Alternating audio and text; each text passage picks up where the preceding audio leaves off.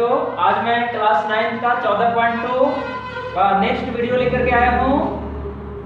तो इसमें 14.2 में हम लोग को चतुर्भुज के बारे में पढ़ना है, वर्ग के बारे में पढ़ना है, आयत के बारे में पढ़ना है, समांतर चतुर्भुज और समचतुर्भुज, समलंब चतुर्भुज, इन सभी चतुर्भुज के बारे में विस्तार से हम लोगों को पढ़ना है। इन सभी चतुर्भुज के बारे में इससे रिलेटेड क्वेश्चन रहेंगे। और आप लोग पिछला क्लास में चतुर्भुज, वर्ग, आयत, समांतर चतुर्भुज, समचतुर्भुज, समलंब चतुर्भुज इस सब के बारे में जान चुके हो। चतुर्भुज बताया था कि 4 सतहों से घिरा हुआ क्षेत्र को चतुर्भुज कहते हैं। 4 वो सतह है, घिरा हुआ क्षेत्र है, चतुर्भुज होगा। चतुर्भुज के चारों कोण का योगफल जो है कितना होता है, तो 360 डिग्री होता है। इसमें angle A plus angle B plus angle C plus angle D बराबर 360 डिग्री। तो 4 भुजाओं से घिरा हुआ क्षेत्र को चतुर्भुज कहते हैं। मैं एक बार फिर से बता दे रहा हूं। वर्ग मैंने बताया था कि वैसा चतुर्भुज जिसकी चारों भुजाएं आपस में बराबर हो और प्रत्येक कोण 90 डिग्री हो। वैसा चतुर्भुज जिसकी चारों भुजाएं आपस में बराबर हो और प्रत्येक कोण 90 डिग्री हो। और देखा जाए तो इसमें वर्ग भी आपस में क्या होते हैं, बराबर होते हैं। उसे हम लोग इसके विकर्ण आपस में क्या होते हैं, बराबर होते हैं, इसे वर्ग कहते हैं। यानी इसमें AB जितना होगा उतना ही BC होगा, उतना ही CD होगा, उतना ही DA होगा। यानी चारों भुजाएं आपस में क्या होंगे, बराबर होंगे। और चारों जो कोण है इसका कितना डिग्री होगा, 90 डिग्री होगा। आयत जो है इसकी आमने सामने की भुजा की लंबाई आपस में क्या होंगे, बराबर होंगे और प्रत्येक कोण क्या होंगे, 90 डिग्री होंगे। मान लीजिए A है, B है, C है, D है, तो आयत में AB जितना होगा उतना ही CD होगा और जितना AD होगा उतना ही क्या होगा, BC होगा। तो ये हमारा आयत का उदाहरण रहा। समांतर चतुर्भुज, तो समांतर चतुर्भुज में क्या होता है कि आमने सामने की जो भुजा है उसकी लंबाई आपस में समांतर होती है, उसी को कहते हैं हम लोग समांतर चतुर्भुज। जैसे ABCD मान लीजिए समांतर चतुर्भुज है, तो इसमें AB समांतर जो है CD होगा और AD समांतर जो है BC होगा। ये समांतर का चिन्ह है। इस तरह से समचतुर्भुज है। समचतुर्भुज में क्या होता है, तो चारों भुजाएं आपस में क्या होते हैं, बराबर होते हैं और कोई भी कोण समकोण नहीं होते हैं, 90 डिग्री का नहीं होते। यानी AB जितना होगा उतना ही BC होगा, उतना ही CD होगा, उतना ही DA होगा। लेकिन ये जो कोण है, चारों कोण जो है angle A, angle B, angle C, angle D, कोई भी कोण समकोण नहीं होगा। वर्ग और आयत, वर्ग और समचतुर्भुज में यही फर्क है कि वर्ग में चारों भुजा और चारों कोण भी बराबर होते हैं, लेकिन इसमें भुजा बराबर होते हैं और कोण बराबर नहीं होते हैं, 90 डिग्री का नहीं होते हैं।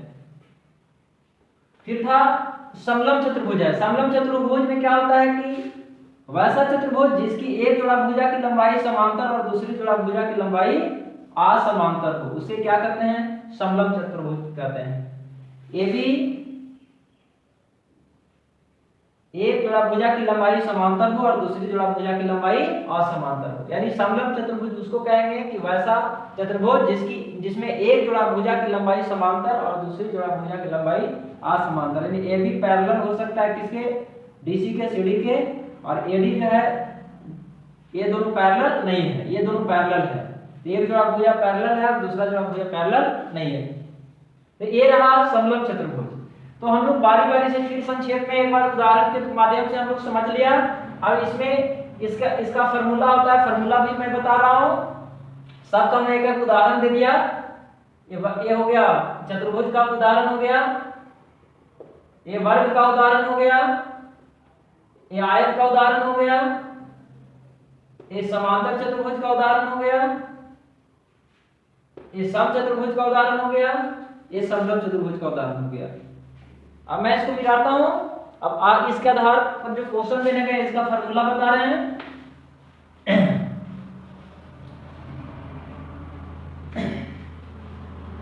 इसमें सबसे पहले क्वेश्चन जो है समांतर चतुर्भुज के आधार पर है। तो समांतर चतुर्भुज का फार्मूला होता है समांतर चतुर्भुज फार्मूला।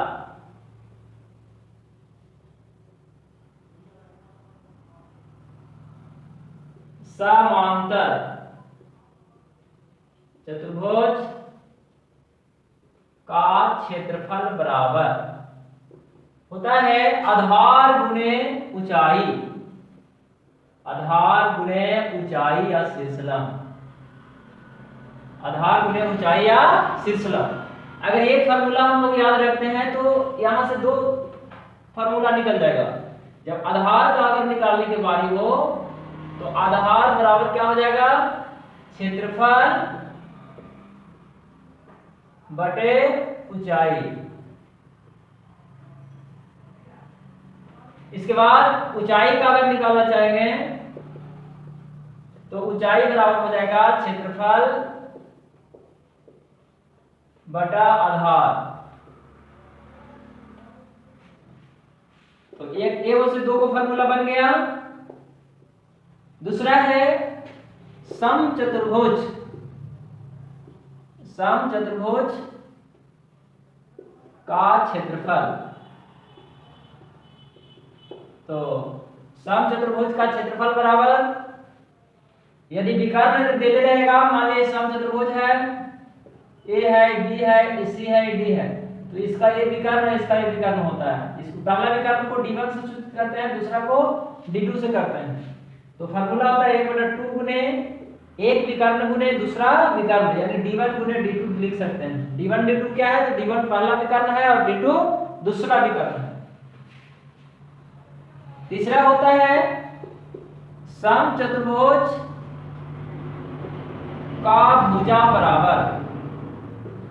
भुजा निकालने की बात आए तो 1/2 into root under d1 square plus d2 square, पहला विकर्ण का स्क्वायर जो दूसरा विकर्ण का स्क्वायर।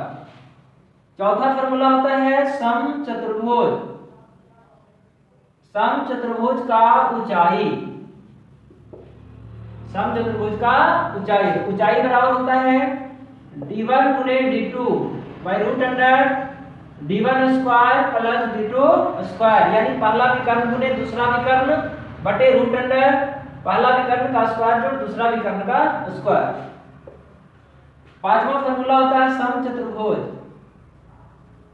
का परिमाप या परिमिति, परिमाप 4 गुने भुजा, 4 गुने भुजा। तो इस तरह से समांतर चतुर्भुज और समचतुर्भुज में जो क्वेश्चन बनेगा उसका फार्मूला बता दिया। समांतर चतुर्भुज का क्षेत्रफल बराबर आधार गुने ऊंचाई, आधार निकालेंगे तो क्षेत्रफल बटा ऊंचाई, ऊंचाई निकालेंगे तो क्षेत्रफल बटा आधार। समचतुर्भुज का क्षेत्रफल बराबर 1/2 गुने d1 गुने d2। समचतुर्भुज का भुजा बराबर 1/2 into root under d1 square plus d2 square. क्षेत्रफल स्क्वायर यूनिट में और भुजा ऊंचाई से यूनिट में निकलेगा, परिमाप यूनिट में निकलेगा, सब मात्रा के अनुसार चलेगा। समचतुर्भुज का ऊंचाई निकालेंगे तो d1 गुने d2 बटा root under d1 square plus d2 square. समचतुर्भुज का परिमाप बराबर 4 गुने भुजा। अब है समलंब चतुर्भुज। तो समलंब चतुर्भुज के बारे में भी बता देते हैं। इसका फार्मूला, समलंब चतुर्भुज का क्षेत्रफल बराबर होता है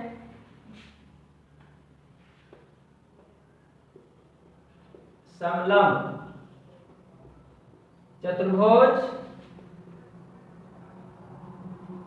का क्षेत्रफल बराबर होता है 1/2 इंटू समांतर भुजाओं का योग, समांतर भुजाओं का योग गुने ऊंचाई, गुने ऊंचाई। यानी समलंब चतुर्भुज का क्षेत्रफल बराबर 1/2 इंटू समांतर भुजाओं का योग गुने ऊंचाई। यहां से हम उस फार्मूला और निकाल सकते हैं, तो उसको निकाल लीजिएगा। अब बताते हैं वर्ग का क्षेत्रफल। तो वर्ग का क्षेत्रफल होता है भुजा स्क्वायर, वर्ग का विकर्ण √2 गुने भुजा, वर्ग का परिमाप बराबर होता है 4 गुने भुजा। इसी तरह से आयत का क्षेत्रफल बराबर लंबाई गुने चौड़ाई होता है। आयत का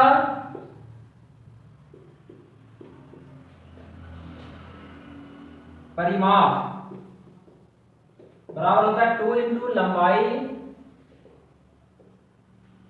प्लस चौड़ाई। फिर एक और होता है आयत का विकर्ण बराबर √अंडर लंबाई स्क्वायर प्लस चौड़ाई स्क्वायर। तो इस तरह से क्वेश्चन इसके आधार पर बनेगा। अब मैं बुक से 14.2 का क्वेश्चन बता रहा हूं, इसको याद रखेंगे आप लोग तो हमेशा काम देगा। 9th क्लास में भी काम देगा, 10th में भी काम देगा, आगे भी काम देगा। हर एग्जाम में आपको इससे क्वेश्चन पूछेगा तो फॉर्मूला याद रहेगा, आसानी से बनेगा। पहला क्वेश्चन 14.2 में हम बता रहे हैं,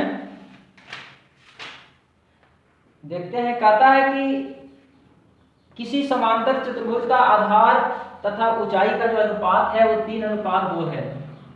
मान लिया कि एक समांतर चतुर्भुज है, ये ए है, ये बी है, ये सी है और ये डी है। इसका आधार तो ये हो सकता है आधार और ऊंचाई, तो ऊंचाई हम इसको एच मान लेते हैं। तो आधार और ऊंचाई का जो अनुपात है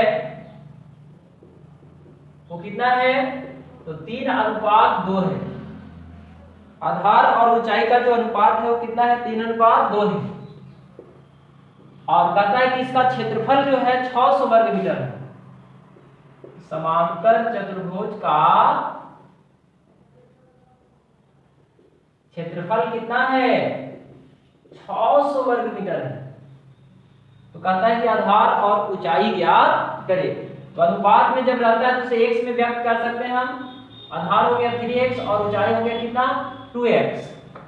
अभी जस्ट हमने फॉर्मूला बताया कि समांतर चतुर्भुज का क्षेत्रफल बराबर होता है आधार गुने ऊंचाई।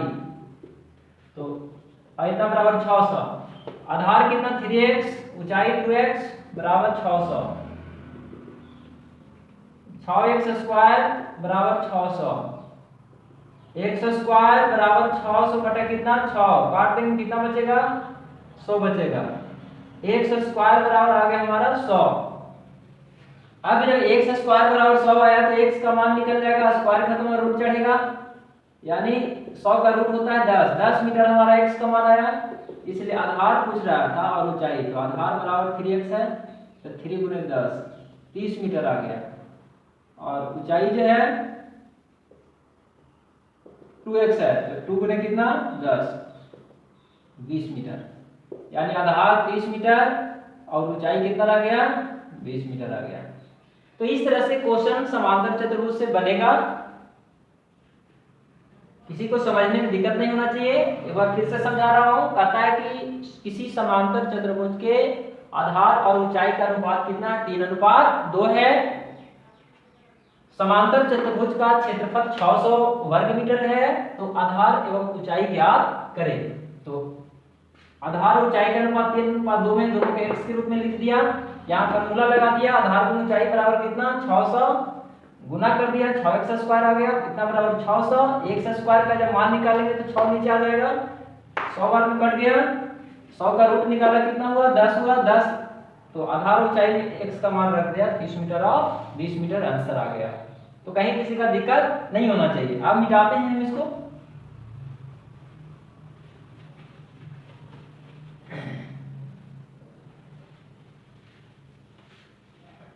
नेक्स्ट क्वेश्चन देखते हैं क्या कर रहा है सेकंड में।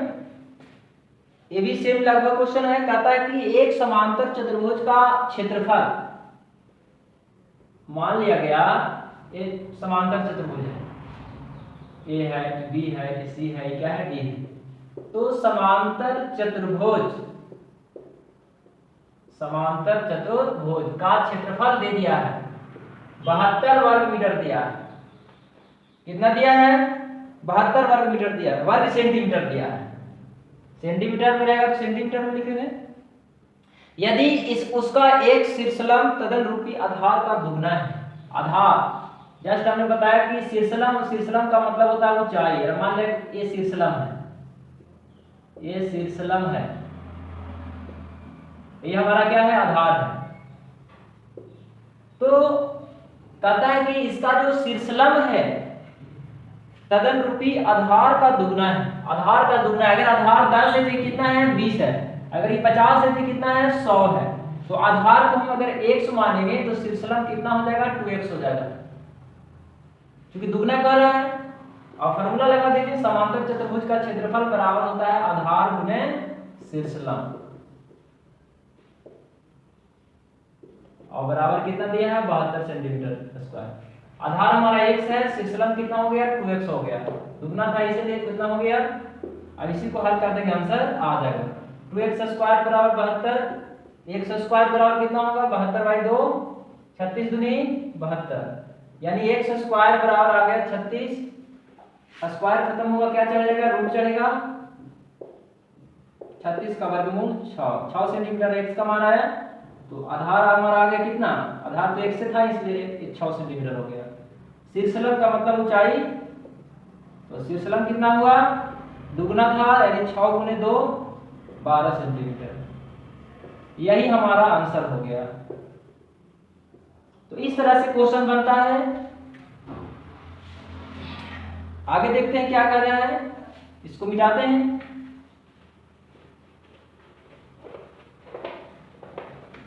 फार्मूला याद रखेंगे, क्वेश्चन आसानी से बनेगा, कहीं प्रॉब्लम नहीं होगा। लेकिन फार्मूला याद नहीं रहेगा तो क्वेश्चन नहीं बनेगा, इसलिए फार्मूला पर विशेष ध्यान देना होगा आप लोग को। चलिए तीसरा क्वेश्चन कहता है एक समांतर चतुर्भुज की आसन्न भुजाएं। सब समांतर चतुर्भुज से रिलेटेड क्वेश्चन अभी बता रहे हैं हम। मान लिया कि ए है, ए बी है, ए सी है, डी है, एबीसीडी एक समांतर चतुर्भुज है। इसकी आसन्न भुजाएं 5 सेंटीमीटर और 3.5 सेंटीमीटर हुआ। आसन्न भुजा, ये दोनों आसन्न भुजा होगी इसका। और कहता है कि इसका विकर्ण की लंबाई 6.5 सेंटीमीटर। विकर्ण, इसमें 2 विकर्ण होते हैं, जब ये है वे है। तो मान लिया कि एसी दे दिया है कितना? 6.5 सेंटीमीटर। तो कहता है कि समांतर चतुर्भुज का क्षेत्रफल ज्ञात करे। क्या निकाले? समांतर चतुर्भुज का क्षेत्रफल। तो मैंने अभी जस्ट बताया कि समांतर चतुर्भुज में आमने सामने की भुजा की लंबाई जो है समांतर होती है। अगर ये 5 है तो 5 हो सकता है यहाँ पे, इसके अनुकूल 3.5 हो सकता है।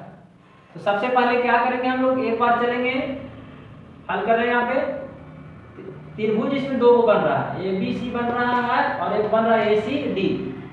तो जितना एबीसी का क्षेत्रफल होगा उतना ही एसीडी का क्षेत्रफल होगा। तो क्या करेंगे कि एबीसी का क्षेत्रफल निकाल करके और 2 से गुना कर देंगे, तो आसानी से समांतर चतुर्भुज का क्षेत्रफल निकल जाएगा।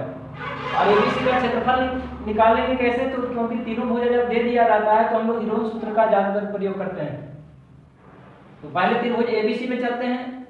ए बराबर हमारा दिया 5 सेंटीमीटर, बी बराबर 3.5 है और सी बराबर 6.5 है। तो अब इसके बाद हम लोग अर्ध परिमाप निकालते थे। एस बराबर A plus B plus C by 2। A का मान कितना है? 5 है, बी का मान 3.5 है, सी 6.5 है बाई 2। कितना हो गया?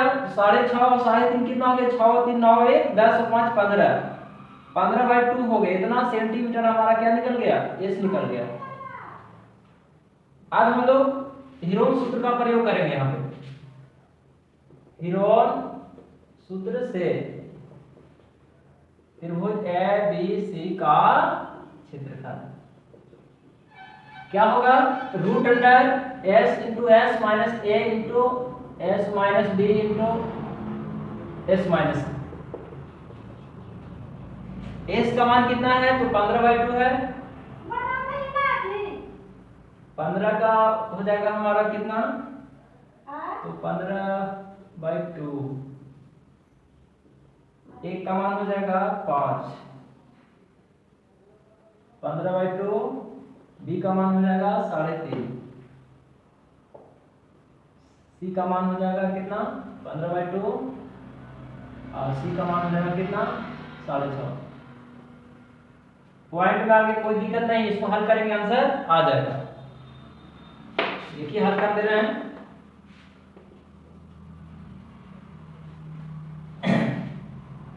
बटा 1 कर सकते हैं, पॉइंट हटाएंगे 10 होगा, इसको ही हटाएंगे 10 होगा। 15/2, इसका एलसीएम 2, 2 × 5 = 10 हो जाएगा। 10, 2 × 5 = 10, 15 × 5 = 75, ये होगा 35। 10, 15 × 5 = 75, ये हो जाएगा कितना? 65। इसको हल कर देंगे। 15/2, 15 में से 10 गया तो कितना बचा? 5/2। 75 में से 35 घटा देंगे 0। 7 में से 3 गया तो 4, 40/10। 75 में से 65 घटा देंगे कितना बचेगा? तो 10 बचेगा, 10/10। इसे ही कट गया, इसे ही कट गया, 2 दूनी 4, 2 से 2 कट गया, यानी कितना आ गया? तो 15 × 5 = 75 आ गया। 75 का रूट निकाल लेंगे इस तरह से, 3 से लगा दो, 25 × 75, 5 × 5 = 25, यानी कितना आएगा? 5√3 आएगा। इतना वर्ग सेंटीमीटर आ गया। किसका क्षेत्रफल आ गया? तो ये हमारा त्रिभुज एबीसी का क्षेत्रफल आया। किसका क्षेत्रफल आया? इसका क्षेत्रफल आया। तो जब ये 5√3 सेंटीमीटर होगा, स्क्वायर होगा, तो ये भी तो उतना ही होगा, क्योंकि दोनों इक्वल है भुजा। तो या तो 2 से गुना करिए या तो इतना ही जोड़ दीजिए। तो यहाँ लिख सकते हैं, इसलिए समांतर चतुर्भुज एबीसीडी का क्षेत्रफल बराबर क्या होगा? तो 2 गुने त्रिभुज एबीसी का भी क्षेत्रफल लिख सकते हैं। एबीसी का क्षेत्रफल 2 का 2, 5√3, 5 दूनी 10, 10√3 सेंटीमीटर स्क्वायर होगा आंसर। ये हमारा हो गया क्या? तो समांतर चतुर्भुज एबीसीडी का क्षेत्रफल। तो अब इस तरह से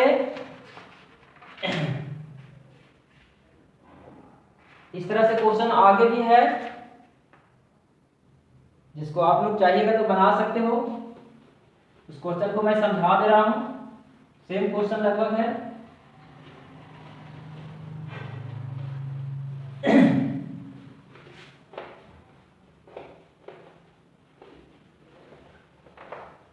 चार नंबर क्वेश्चन क्या कहता है? कहता है कि एक समांतर चतुर्भुजाकार मैदान की 2 आसन्न भुजाएं, एक फील्ड है, कैसा फील्ड है? तो समांतर चतुर्भुजाकार फील्ड है, ए है, बी है, सी है, डी। इसकी आसन्न भुजाएं 25 मीटर और 39 मीटर है। मान लिया ये 25 मीटर है, यह 39 मीटर है। अब इसका एक विकर्ण 56 मीटर है। विकर्ण कितना है? 56 मीटर है।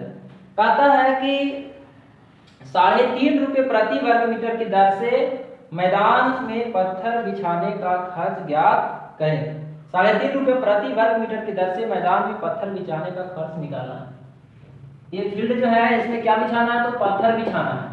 पत्थर बिछाने में खर्चा कितना हो रहा है? तो 3 रुपया इतना हो रहा है, 3.5 रुपया हो रहा है।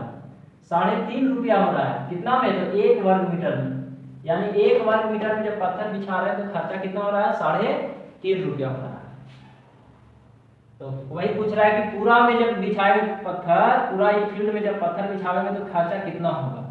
तो सेम क्वेश्चन है, सिर्फ लास्ट में क्या करना है? 3.5 से गुना कर देना है क्षेत्रफल में, यानी इसका क्षेत्रफल निकाल लेंगे। पहले एबीसी में चलेंगे, एबीसी का क्षेत्रफल निकाल लेंगे हीरोन सूत्र के माध्यम से, और 2 से गुना कर देंगे तो एबीसीडी का क्षेत्रफल निकल जाएगा, क्योंकि जितना एबीसी का क्षेत्रफल होगा उतना ही एसीडी का क्षेत्रफल होगा। और दोनों का क्षेत्रफल जब निकल जाएगा उसमें मान लिया कि इसका क्षेत्रफल आ गया 500 वर्ग मीटर आ गया, तो लिखेंगे कि 1 वर्ग मीटर पत्थर बिछाने का खर्चा कितना है, तो 3.5 रुपया है। तो 500 वर्ग मीटर पत्थर बिछाने का खर्च कितना होगा, तो क्या होगा, तो 3.5 रुपया में 500 से क्या हो जाएगा, गुना हो जाएगा, इसी को काट देंगे, हम लोग का आंसर आ जाएगा, ये बचेगा आंसर हो जाएगा। इसको बना लीजिएगा। तो समांतर चतुर्भुज से रिलेटेड जो भी क्वेश्चन था यहाँ पे मैं उसको बता दिया है। नेक्स्ट वीडियो में आगे जो है आगे का टाइप का जो क्वेश्चन है मैं नेक्स्ट वीडियो में बताऊंगा। आप लोग इस वीडियो को शुरू से अंत तक जरूर देखिएगा। इसमें जो फॉर्मूला मैं बताया उसको हमेशा के लिए याद रखना है, ताकि 10th क्लास में भी प्रॉब्लम नहीं हो। आज का क्लास यही समाप्त करता हूँ। धन्यवाद।